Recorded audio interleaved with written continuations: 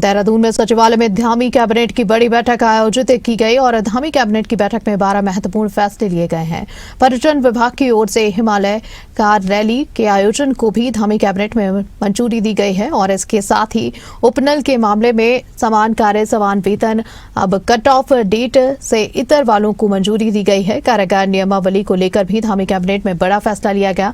Cabinet बैठक में कारागार नियमावली में अभ्यस्त अपराधी की परिभाषा निर्धारित की गई। इसके साथ ही कैबिनेट बैठक में सेवा नियमावली में भी संशोधन किया गया और जिसमें विभाग में पदों की संख्या भी बढ़ाई गई है। राज्य आंदोलनकारियों को 10% क्षैतिज आरक्षण को हाल ही में हुई भर्तियों में शामिल करने का भी फैसला कैबिनेट में लिया गया है। इसके अलावा चारधाम यात्रा में इस्तेमाल में होने वाले पशुओं की बीमा धनराशि पर भी फैसला हुआ है।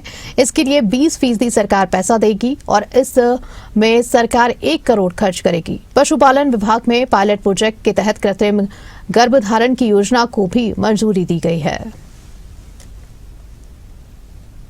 उत्तराखंड संस्कृत शिक्षा संशोधन नियमावली 2026 प्रख्यापित किए जाने के लिए प्रस्ताव माननीय मंत्रिमंडल के समक्ष लाया गया था। राज्य में संस्कृत विद्यालयों को मान्यता प्रदान करने, पाठ्यक्रम का निर्धारण करने, परीक्षा संचालन हेतु उत्तराखंड संस्कृत शिक्षा परिषद को विधि द्वारा गठित संस्था के रूप में स्थापित करने संबंधी जो उनकी अधिसूचना संख्या 2024 थी, उसका फिर संशोधन हुआ 2023 में।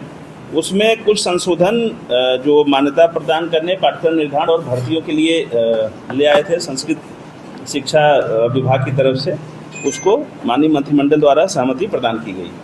ऐसे ही बिटुमिनस की कीमतों में अत्यधिक वृद्धि के दृष्टिगत बिटुमिनस कार्य हेतु जो अनुबंध किए गए थे, उसमें चूँकि जो PWD के द्वारा सड़कों का टेंडर हुआ था, तो जैसा मिडिल ईस्ट में जो झगड़ा हुआ था या जो दिक्कतें आई थी, उसकी वजह से जो बिटुमिनस मिल नहीं पा रहा था, तो उसकी दरें बहुत बढ़ गई थी, महंगी हो गई थी।